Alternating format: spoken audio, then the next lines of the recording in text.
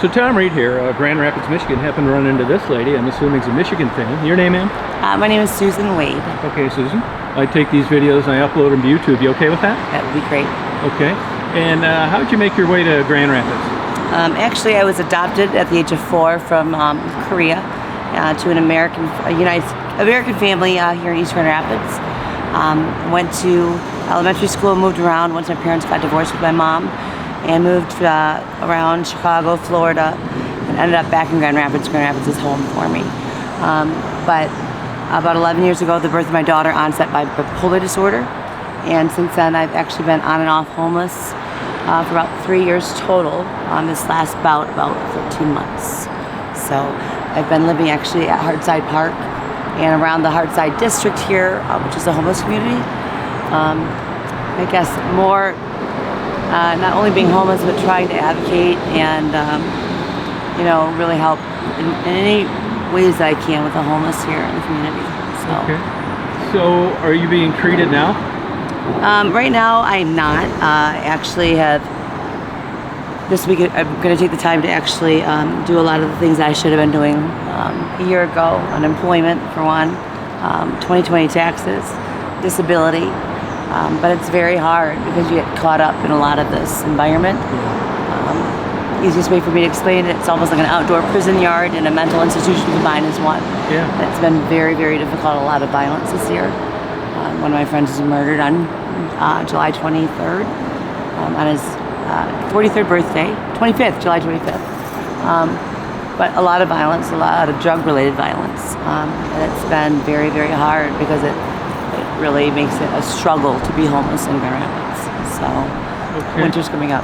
So that's what type of employment have you had in your life? I actually was a jewelry manager for Zales Jewelers. I have a real estate license. Worked for a local builder here in Grand Rapids, and an insurance license. So graduated from East Grand Rapids High School, which is a pretty prominent school here in the Grand Rapids area. So pretty educated and have seen the really nice bougie lifestyle of East Grand Rapids, and also seen what desolation and homelessness, unfortunately about 98% of them are African American, and how poorly they are treated by the government here in the city. The citizens have stepped up, but just for an example, 3 days before Christmas, we had an area here last summer called Tent City. We had 52 tents in Hardside Park. So each person had their own little home, and it was a community. And 3 days before Christmas, the city of Grand Rapids came in with dump trucks and dumped everybody's possessions in the truck. And I couldn't have thought of any way better to celebrate Christmas for homeless people to make them homeless again.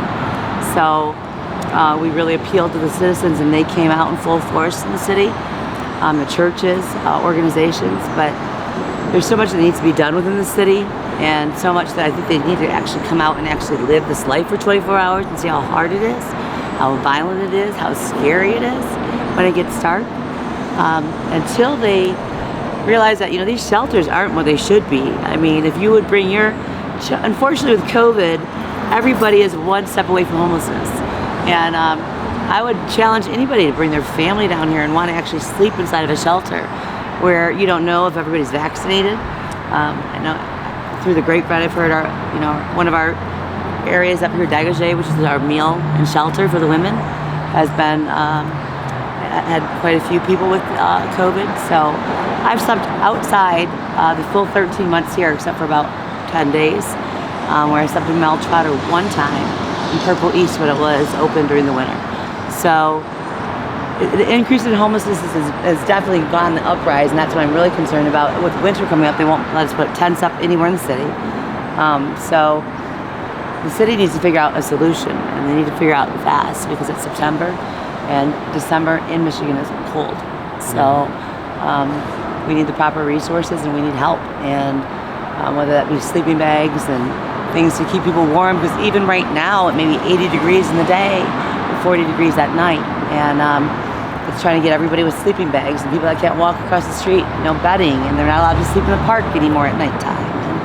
And so the city and the people and the homeless need to come together and really work on a solution, because this is not it. It looks nice from this end looking down, but if you actually walk through the Hardside district, It's desolate, trash is everywhere, weeds are overgrown, no flowers. So it's like they take pride in the city of Grand Rapids, but they kind of forget the homeless community.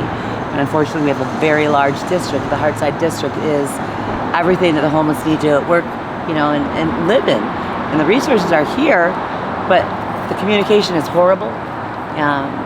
The police are horrible. And so I really hope there is a solution. But really, kindness is number one. So that's what I do down here, is try to make everybody's day a little bit brighter and help the women and help the children and the couples. It's hard enough down here, and it's really hard. Everybody makes it harder on each other. So, but we're a big family down here regardless. I think some people have each other's backs. You got to really weed through what's real and what's not, especially with drug addictions. And unfortunately, a lot of these people are lost because they put their drug of choice, whether that be, crack, heroin, weed, alcohol, before their families and for their friends. And that's harsh. And it's a harsh reality to come to, that their lives are this desperate, they're stealing from their friends and their loved ones, and they can't go home. And a lot of these people's families are right here in Grand Rapids, and they can't go home. So, we lose a lot of people each year, and whether it be to murder or to suicides or overdoses, but there's got to be an answer. We've got to come up with a solution, quick. Any silver lining to any of this? Is any, thinking back in the way you articulated this, is there something that rings true to you that's helped you in any way, that's been a benefit in some way? Is it all bad? No, definitely not. There's definitely, we have the resources, and the citizens have been amazing. I made a plea out to them in December when we had the eviction notice. There was actually a no trespass on the pillars of the gazebo down here. And I went out live with Ken Coker on Channel 8 and 13 and 17 News. And the people came out to support the people, but there's great resources. We've got, Degage, and we've got Mel Trotter, and we've got God's Kitchen, and we've got the library, and we've got, Matthew's house. But it's not communicated to these people. So if you're new coming off the street, back for prison, or, being released from Mel Trotter, or due to, being evicted, or whatever the case may be, somebody coming into this situation, there needs to be almost like a handbook that says, this is what you need to do this day, this day, this day. Because there's people out here without sleeping bags at nighttime. There's people out here, if they're not in by 9 p.m. When the shelter wants them in, they're out for the night. And that's whether it's the middle of winter, they'll kick them out in the middle of the night with nothing. Sleeping bags, shoes, boots. This man has no shoes on. He came here yesterday from Muskegon. One of the great resources we do have here in Grand Rapids is called the Red Project. And it used to be called Clean Works. And they give all the free drug paraphernalia out, condoms, everything, to drug addicts. And I did an interview with New York for the exhibition out there for Red Project. Only city I know that gives out drug paraphernalia. The bus pulls up to Heartside Park, and on the opposite side of the street is a police park to arrest them for using it. So, but there is the program. The Red Project does drug rehabilitation. They drug counseling. They do AA meetings, NA meetings. And so there are great resources in the city. We just need to be able to come together and really stop the violence. And it's not only Black Lives Matter, it's all lives matter. And I think that's really what needs to hit home. It's not just the white and the rich, and it's really everybody. Because, this community, if we keep killing each other and shooting each other over drugs and over baby mama drama or, baby daddies, it's ridiculous. Because a gun right now, is astronaut. We had a gunshot go off last night before dusk, and people scattered. But it's a scary situation. I was here when Mike was murdered, and it was his birthday that night, and it was complete and utter chaos. So I've seen more forensics vans in the last year than I ever want to see, and it definitely hit really close to home when that murder happened. So he laid in the middle of the street for almost 3 hours, and it was not a good situation. So, I just think life is precious, and we've got to appreciate each day as it comes, and just love one another, and pay it forward. So Your favorite childhood memory? actually, Grand Rapids, downtown Grand Rapids festivals. You know, we have the Grand Rapids Arts Festival the first weekend in June every year. My mom actually helped start the festival, so we always volunteered. She was always a co-chair. My dad was co-chair. Arts festival, music festival.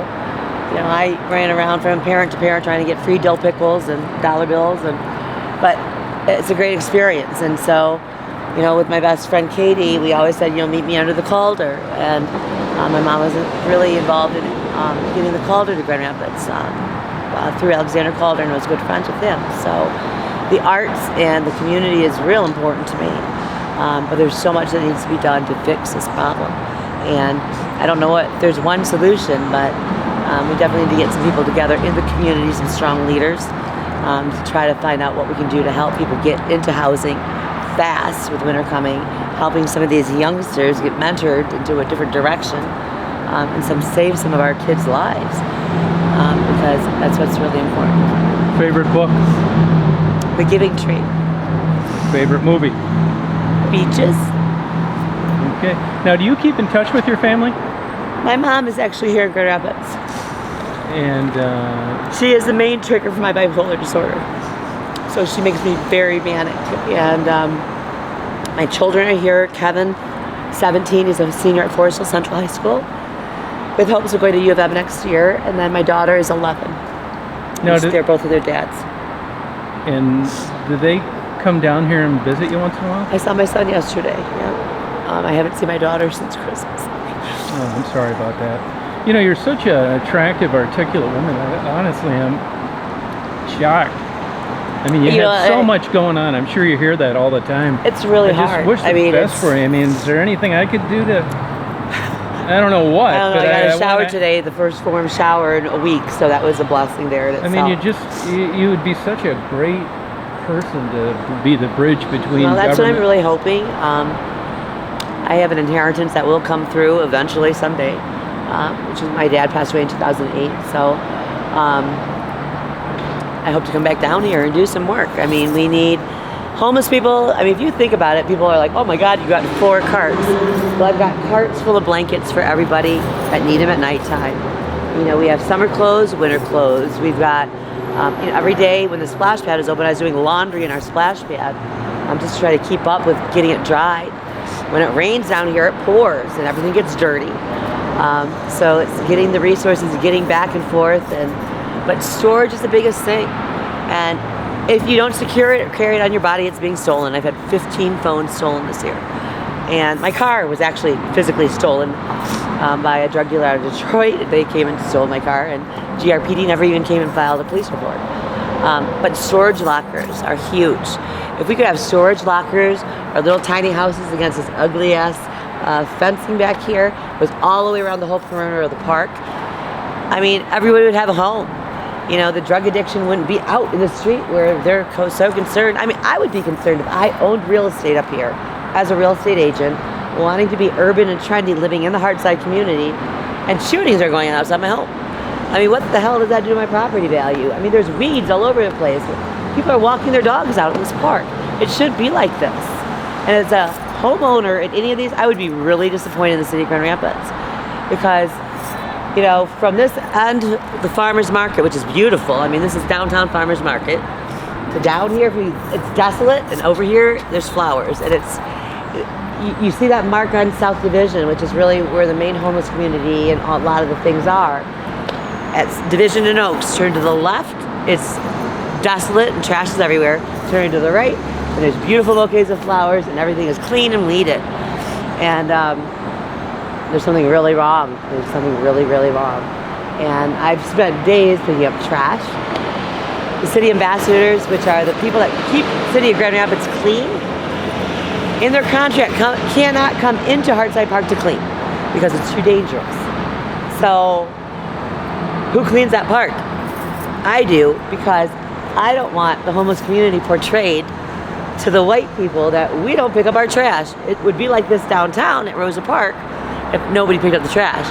But because nobody comes in and picks it up, and mind you, I have to say homeless people are lazy as hell. But if you take pride, and I started, people are beginning to start picking up their trash. You know, and my mom said to me, she said, what can you do for these people? I said, if I can help one person, that's all that matters. And, you know, if I can make one day brighter for somebody, it's fucking hard out here. Yeah. It's hard. Yeah. So I had COVID last year on Mother's Day. Didn't get to see my kids or talk to my kids. And I was laying on the ground of the pavilion thinking, I'm going to die under here. Went to the hospital. They sent me back out 5 minutes later, gave me Tramadol and sent me home. Said, good luck. So that's not how anybody in downtown Rosa Park that, you know, has insurance would be treated with COVID in a hospital. But the homeless are treated really poorly. Healthcare sucks. There should be people out here helping these people. I mean, there are people that are here that have been here in the same goddamn seat every day of every week, doing nothing different than they did last month. And they're going to still be here in 10 years. Half of them will be dead or half of them will be murdered. And unfortunately, statistics from me being here 10 years ago, half of us are gone. You know, and it's a daily thing, and it's really, really unfortunate. But, you know, the alcoholics out here, what can we do? Should we have AA meetings in the park? I mean, how the hell are they going to get somewhere if they're homeless? They can't afford a quarter cup of coffee. They can't get on the bus for $1.75. I mean, they need to help. They need to help the people realize that there's something better out there. You know, I talked to somebody that actually worked for the city today. He actually brought me out for breakfast this morning. But I said to him, I said, the one thing that he says, I don't remember what made me happy before. And I think a lot of these people don't remember that. I used to hate, I love gardening, I love music, I love all this stuff. But when you're sick and depressed, you hate that stuff. Yeah. I've had my own struggles with that. Exactly. You know, and it's like, what did I do before? So I say to these people that are coming out, bring cards, bring knitting, you know, yarn. We have amazing artists down in the Hartside District. Mental patients are amazing artists. Some of the prison people that do sketches and tattoos, amazing, phenomenal. And I'm trying to work with Farmers Market to set up a Farmers Market for the Hartside artists. You know, so there's so much that needs to be done and so much that needs to be intertwined here. You know, it's beautiful watching kids play in the park. But normal people wouldn't come and bring their kids to the park and play. They wouldn't. I mean, with people shooting guns off in the daylight. They wouldn't. Yeah. I wouldn't. But, you know, we had a great splash pad out here. None of the kids came out here and played during the summertime, except people that, you know, were kids in Mel Trotter. So there's got to be some solutions. Instead of sitting behind the desks at City Hall, they need to come down to Hartside Park and say, what can we do? You know, the HOT team, which is a homeless outreach team, which consists of firefighters and police officers. You know, I've said to them, we need, you know, art supplies down here. I mean, it is a Grand Rapids public park, but it's in the Hartside District, and unfortunately, every homeless person is down here. And with homelessness, unfortunately, there's drug addictions, there's prostitution, there's everything.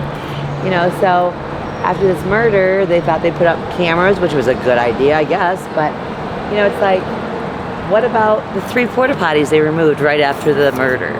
You know, they figured, oh, well, there's people smoking crack and drugs in the bathroom and having sex.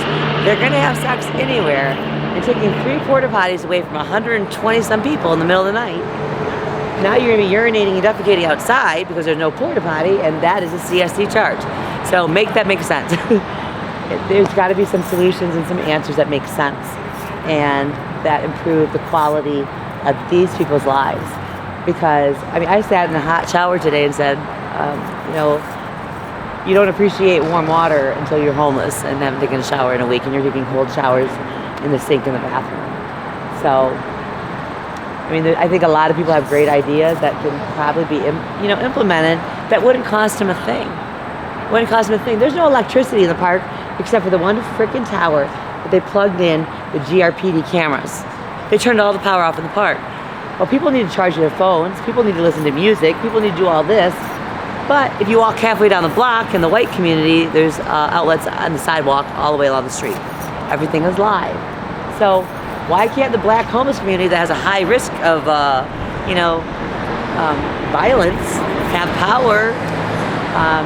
It just doesn't, none of it makes sense. None of it makes sense to me. I was raped under the 131 bridge 10 years ago by a registered sex offender, four CFC charge with me. And when I left there at 3 o'clock in the morning and woke up, I was walking from like right here along the perimeter, coming around Hardside Park, but I couldn't charge my phone to call 911, so I walked for 2.5 days trying to figure out what I was going to do, because I was so stuck that I didn't know what to do. So turning off the power in the park is not going to solve the solution. I would think that turning on the power in the park would be able to give the opportunity for somebody to call 911 if they needed to. It's crazy. It's crazy. It's all crazy. The world is gone crazy. One thing that I didn't ask you, and that is, in your life or now, any substance abuse issues of your own? Yep. I definitely am a big weed smoker, and I have been for probably it started probably in 2008. I started late because I'm 50 this year. So I had a medical marijuana card, and so I smoke a lot of weed, which is great because it's recreational weed in Michigan is legal. And unfortunately, in February, the boyfriend that I had, which is the biggest drug addict that I've ever met in my life, we were in a hotel, which is a huge drug hotel here in Grand Rapids, and I started smoking methamphetamine, ice. And that is taking over right now, shooting it, snorting it, and the people have gone crazy. And I came off of 8 days of freebasing.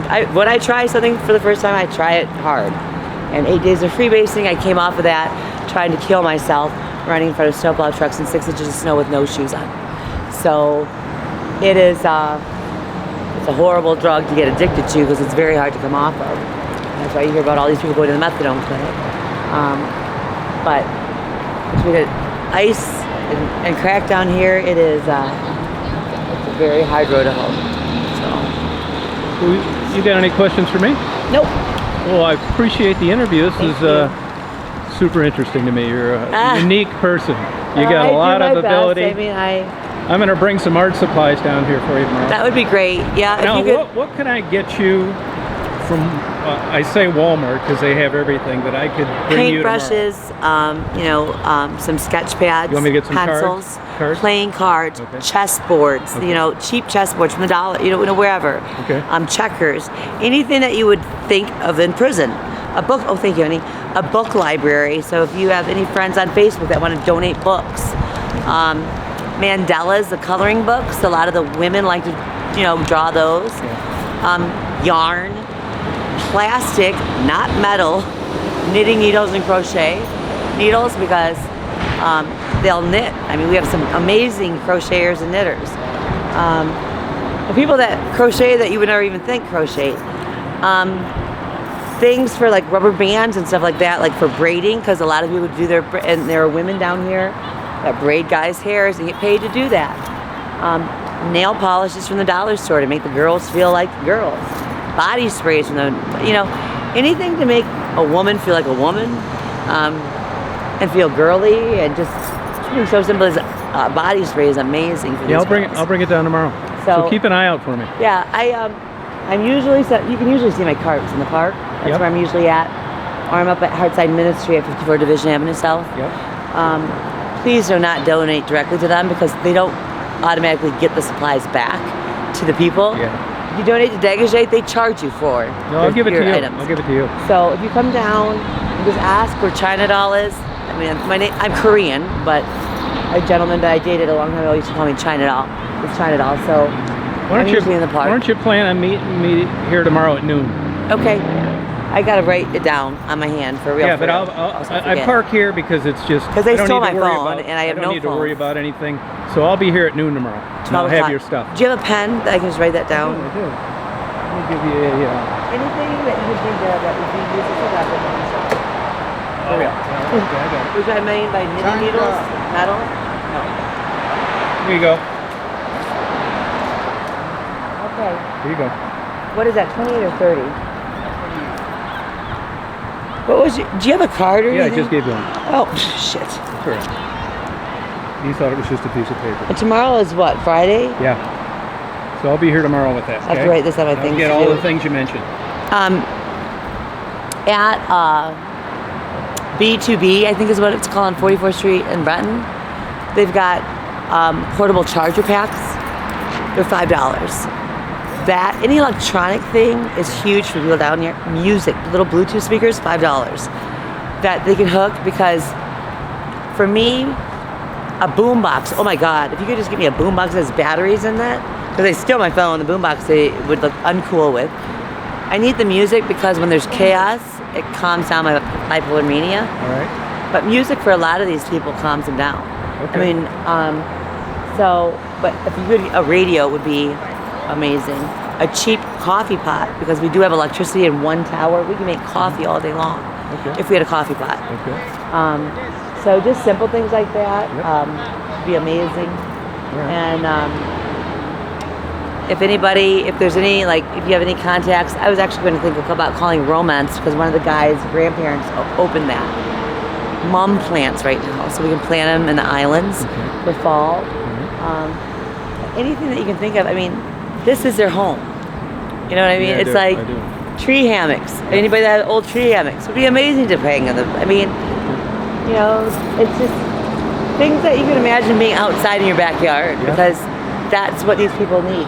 You know, something so stupid as sidewalk chalk. I mean, like I said, there's amazing artists, and nothing looks better with art prize going on in Grand Rapids right now than artists chalking up Hearthside Park. Okay. You know, people are parking and walking down the street. And I mean, you look at the murals that they're painting here live all night long. He's here all night long. He was here when that gunshot went off last night. But this is what the essence of Hearthside Park. If you look from this way, if you look from this way, that way, it's complete desolation. Okay. It's like heaven and hell. Well, I'll be here at noon Literally. tomorrow. I'll be here at noon tomorrow. All right, sweetheart. All right, have a good day. Good as possible. All right, honey. Thank you. Do you need everything? Do you need to cook everything? Thank you. Yep. I'm going to grab a couple things. All right.